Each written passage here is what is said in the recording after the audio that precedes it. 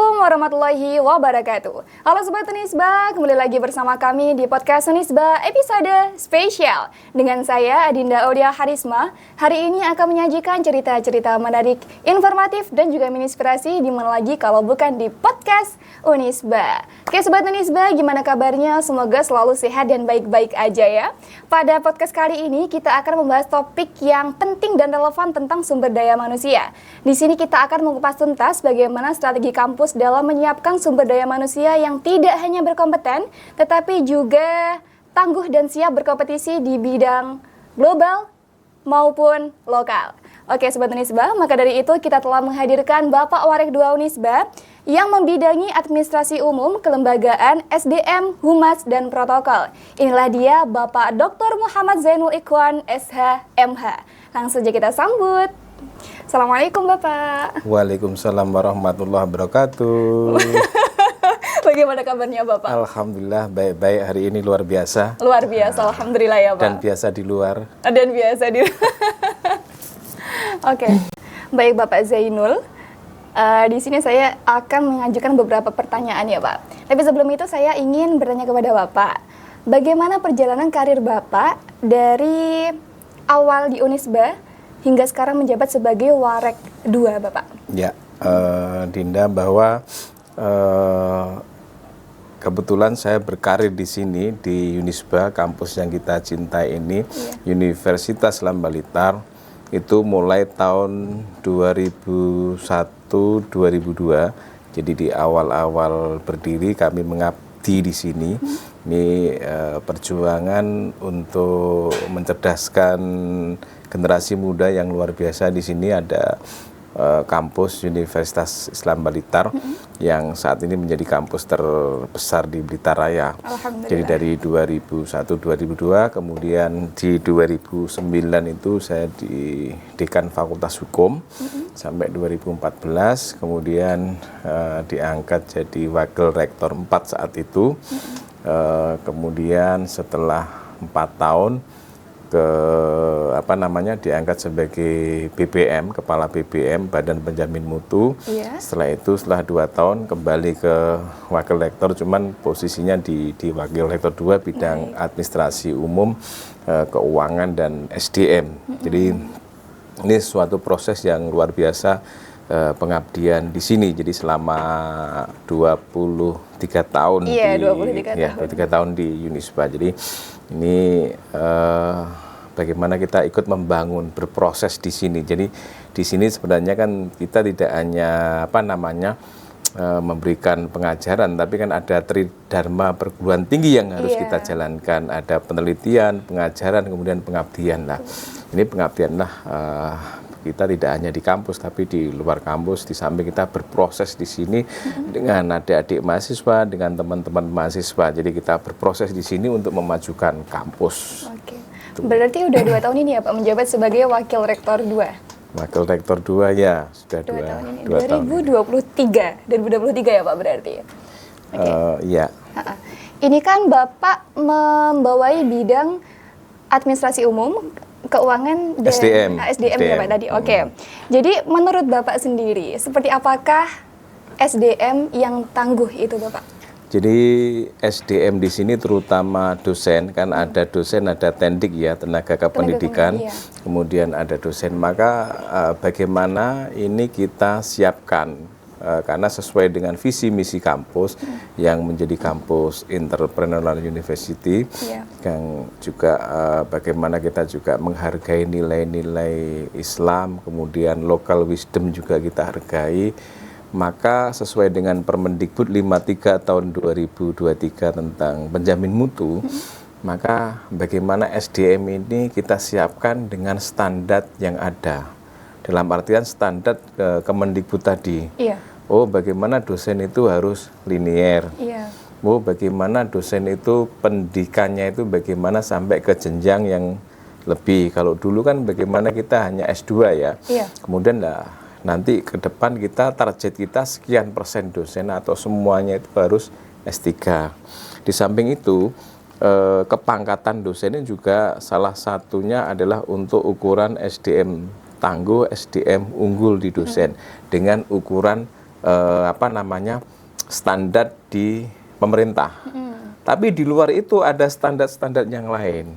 Lah bagaimana dosen ini kan bisa menguasai hard skill, ada soft skill. Jadi bagaimana SDM ini membangun self development, membangun dirinya itu untuk menguasai soft skill, hard skill. Kemudian mampu beradaptasi. Kenapa harus mampu beradaptasi? Karena di era saat ini ada era revolusi industri 4.0, ada era society 5.0, maka harus mampu beradaptasi. Lah, adaptasi terhadap keilmuan. Jadi tidak hanya beradaptasi terhadap lingkungan, tapi juga keilmuan. Karena Tridharma tadi kan ada penelitian, ada pengajaran, ada pengabdian masyarakat. Masyarakatnya ini adalah bagian dari sosialnya. Jadi ada smart society-nya di situ. Kemudian juga ada smart science-nya, jadi keilmuannya itu di akademiknya tadi. Ini yang paling utama ketika nanti kita bisa untuk membawa mahasiswa itu lebih bagus. Contoh, bagaimana dosen itu ketika mengajar itu, contoh ada teori diferensial. Nah, mahasiswa A, mahasiswa B, kesukaannya ini, keahliannya inilah, maka ini harus diwadahi, ada diferensi di sana, contohnya itu. Kemudian bagaimana dosen ini juga bisa mengajarkan mahasiswa high order thinking. Jadi skill itu maka berpikir tingkat tinggi lah nih. Loh, kalau dosennya aja nggak bisa berpikir tingkat tinggi, terus mahasiswanya kayak apa ya? Maka ini menjadi PR kita bersama, menjadi penting lah. Makanya kemarin kita itu memberikan beasiswa mandiri dari yayasan ke ada beberapa dosen yang kita kuliahkan lagi S3. Jadi ada 10 atau berapa. Kita ada S3, jadi salah satunya itu ya bagaimana ini meningkatkan SDM unggul di sini. Jadi seperti itu, sehingga ke depan kampus kita kan kedepannya kan target kita juga menjadi akreditasi unggul juga. Salah satunya adalah di standarnya di SDM ini, di standar 2-nya itulah. Ketika standar 2-nya unggul, insya Allah nanti ke depan kita bisa unggul ya. Sekarang ini kan masih sangat baik atau baik sekali ya, baik sekali. Ke depan nanti ke depan kita unggul, karena salah satu ukuran nanti kita akreditasi unggul adalah di SDM juga. SDM itu ya linearisasi, kepangkatan, kemudian salah satunya itu kemudian pendidikan. Nah ini di samping kita dulu kan juga pernah mengirimkan dosen-dosen kita di Australia, di Thailand, kemudian Malaysia, di beberapa negara ini untuk peningkatan kapasitas itu. Berarti kalau boleh dirangkum ya Pak, pilar utama dari menciptakan SDM unggul tadi apa saja ketika dirangkum? Ya, jadi ketika ngomong pilar utama adalah kemauan sih. Itu penting itu. Ketika kampus punya duit, ini di sekolah, tapi ketika kemauan nggak ada. Jadi kemauan ini sangat penting. Jadi kemampuan bagaimana dosen itu juga nanti mampu berinovasi, kan itu penting juga. Jadi harapan kita setelah kita sekolahkan kan ada inovasi di sana. Jadi ada kreativitas yang dimiliki oleh dosen-dosen kita ke depan. Dan nanti akan ditularkan ke mahasiswa. Jadi ada transfer knowledge, jadi transfer keilmuan ke mahasiswa. Konsep ke depan seperti ini. Apa yang dimaui mahasiswa itu seperti ini, apa yang dimaui kampus seperti ini, kita padukan sehingga tercapai visi misi kampus ke depan itu tercapai. Direlevankan gitu ya Pak ya? Sehingga bisa mencapai tujuan Unisba itu. Oke. Dari Bapak ini saya penasaran ya Pak, strategi apa yang sudah Bapak terapkan untuk mencapai atau untuk mendorong penguatan SDM, terutama dosen dan tenaga kependidikan yang ada di Unisba ini Pak? Untuk dosen kan kita sekolahkan tadi saya katakan, yang S2 kita sekolahkan, S3 itu ada 3 jalur. Ada jalur mandiri yang dibiayai oleh yayasan, kemudian ada melalui pemerintah, melalui LPDP atau dan lain, jadi melalui beasiswa.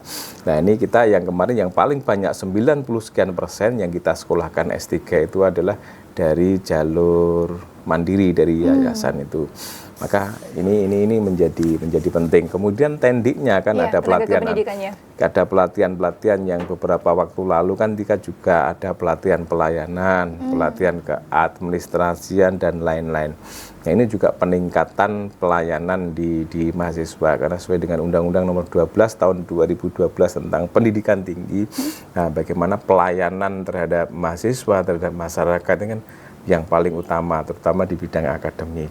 Ini juga seperti di Undang-Undang Nomor 25 Tahun 2029 tentang layanan publik lah. Karena ini adalah lembaga publik lah, bagaimana pelayanan ini juga kita tingkatkan ke depan. Nah, untuk bisa melayani maka SDM-nya harus unggul. Unggul dulu. Harus baru bisa melayani. Melayani. Ya, Oke. Oke. Berarti ketika Bapak mengomongkan SDM ya Pak, berarti kan Bapak juga berkecimpung dalam perekrutan tenaga kependidikan juga sebelum masuk ke Unisba ini. Kira-kira Pak, apa yang menjadi pertimbangan Bapak ketika merekrut tenaga tersebut untuk masuk ke Unisba dan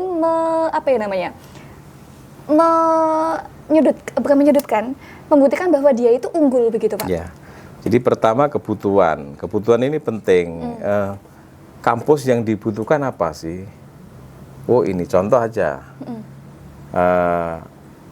Di bidang IT, umpama di prodi apa gitu umpama. Kebutuhannya ini ya, kita siapkan dosen itu, SDM itu. Jadi human resources itu penting untuk kemajuan prodi juga. Kemudian ada dosen yang telah pensiun. Oh berarti kita butuh pengganti yang pensiun tadi. Oh ada dosen yang pindah ke kampus lain. Oh berarti kita butuh dosen yang mengisi lowongan itu, tapi dengan spesifikasi, dengan standar yang telah kita tetapkan tadi, seperti itu. Begitu, Bapak. Oke, jadi pengembangan SDM itu tidak hanya tentang kompetensi ya, Pak ya, tetapi juga mentalitas dan integritas. Benar Pak di sini. Jadi pasti itu. Jadi itu penting. Jadi mentalitas, integritas, terus akseptabilitas dan lain-lain itu penting karena kan ini bagian dari indikator SDM unggul kan seperti itu. Jadi kapabilitas dia itu sudah terukur dan teruji kan di sana seperti itu. Lalu bagaimana Pak cara menanamkan nilai-nilai mentalitas dan integritas tadi Pak untuk pengelolaan SDM-nya? Jadi banyak cara, yang salah satunya ada workshop, ada pelatihan-pelatihan, kemudian ada pengajaran nilai Islam, kajian-kajian Islam yang setiap Jumat pagi diajarkan. Salah satunya itu bagaimana penanaman nilai-nilai luhur itu di sana. Jadi nilai luhurnya di sana, di samping intelektualitas, jadi kita juga spiritualitasnya juga ada, jadi seimbang. Jadi ada smart spiritual dan sains itu imbang. Jadi ada IQ, ada spiritual, kemudian ada SQ, sosialnya juga seimbang gitu. Mengingat kita adalah kampus Islam ya Pak, Universitas Islam Baditar, The Entrepreneurial University. Oke Bapak, apa harapan Bapak kepada seluruh sivitas akademika dalam mendukung penguatan SDM kampus? Jadi kita harus bersama-sama, kompak. Jadi satu komando, satu visi, satu misi, membangun visi yang sama, membangun misi yang sama untuk memajukan kampus ini. Yang salah satunya adalah SDM, di samping yang lain kan, karena di kampus ini kan ada 9 standar kan. Ada standar sarana prasarana, ada standar keuangan, ada standar SDM, dan standar-standar yang lain. Tapi kan topik kita pada siang ini kan berbicara khusus berkaitan standar yang SDM tadi, yang sesuai dengan ukuran pemerintah standarnya ini. Lah kita kan kalau bisa kan melebihi itu, jadi standar minimal pemerintah itu kita kalau bisa kita lebih. Contoh, dosen ini sering nulis di jurnal, maka ini berarti punya kelebihan di sana, baik jurnal nasional atau internasional. Contohnya itu, maka ini kampus mendorong dan kampus juga memberikan stimulan. Ketika dia nulis di jurnal yang terindeks Scopus atau Sinta kan ada stimulus dari kampus sekian. Nulis buku ada stimulus dari kampus itu sekian rupiah yang diberikan pada dosen. Dosen penelitian juga ada dari kampus. Di samping juga mereka bisa saja mengajukan proposal ke Kemendikbudristek ya, ke Kemendikbud itu ada memang, dan kita juga memberikan stimulus itu. Salah satunya itu. Oke, ini kan Bapak selaku membidangi SDM juga ya Pak. Apakah ke depannya, tadi kan sudah disampaikan kalau SDM itu tidak hanya berkompeten, tetapi juga mentalitinya juga harus terjaga, terlatih gitu ya Pak. Apakah ke depannya Bapak ingin mengadakan atau apa ya Pak, untuk memberikan penghargaan atau apresiasi terhadap dosen, tenaga kependidikan dan mahasiswa yang berprestasi itu? Jadi 3 tahun lalu atau 2 tahun 2002 kalau nggak salah ketika kampus memperingati istilahnya milad, ulang tahun, kemudian Herlah, ada semacam itulah. Itu kita berikan dosen disnatalis, kita berikan dosen yang penghargaan terhadap dosen-dosen yang unggul tadi. Salah satunya itu, di samping kita juga penghargaan yang lain itu pasti. Jadi karena itu bagian dari membangun SDM tadi, bagian dari itu. Sehingga konsep kita ke depan itu bagaimana kampus itu targetnya unggul, kemudian dosennya juga unggul. Kemudian 2 tahun ke depan kita juga punya target itu bagaimana kita punya guru besar di sini, karena selama ini kan kita belum punya guru besar. Jadi ada pangkat dosen yang sekarang sudah lektor kepala, kita dorong ke depan ini menjadi guru besar. Jadi seperti itu. Jadi ada beberapa dosen yang sudah berproses di Kemendikbudristek, karena keputusan untuk menjadi guru besar kan tidak di kampus atau di L2 Dikti, tapi di pusat. Jadi kita mengajukan ke sana. Jadi bagaimana ke depan kita punya guru besar sendiri. Selama ini kan kita mengundang ya, seminar nasional atau internasional. Kita kan ketika belum punya guru besar kan sering kita ngundang dari disiplin ilmu masing-masing lah. Ke depan bagaimana kita juga punya guru besar di kampus kita. Jadi yang lahir dari sini mengabdi di sini. Jadi real dari Unisba sendiri memiliki guru besar. Guru besar. Jadi real dia lahir dari sini. Dari kampus dari kampus ini. Guru besarnya lahir dari sini. Oke Bapak. Dan itu pasti bisa kan gitu. Kita harus optimis, jangan pesimis gitu. Tapi insya Allah setelah ini ada ya Pak, dekat-dekat ini, dalam waktu dekat? Kita sudah mengajukan, ada 2 atau 3 dosen kalau nggak salah ke Kemendikbud untuk yang ke depan itu. Jadi kan harus bertahap kan, step by step, lektor kepala, kemudian setelah itu kita ajukan untuk menjadi guru besar itu. Baik Bapak. Ini sebelum menuju akhir ya Pak, seberapa penting fasilitas dalam mengembangkan SDM ini Pak? Ya, jadi itu penting, sangat penting karena saling terkait ya. Jadi sarana prasarana, fasilitas itu saling terkait. Fasilitas itu tidak hanya fisik ya, ada non fisik. Salah satunya stimulan tadi saya katakan. Ketika dia menulis, ketika dia menerbitkan buku, ada stimulan dari kampus sekian.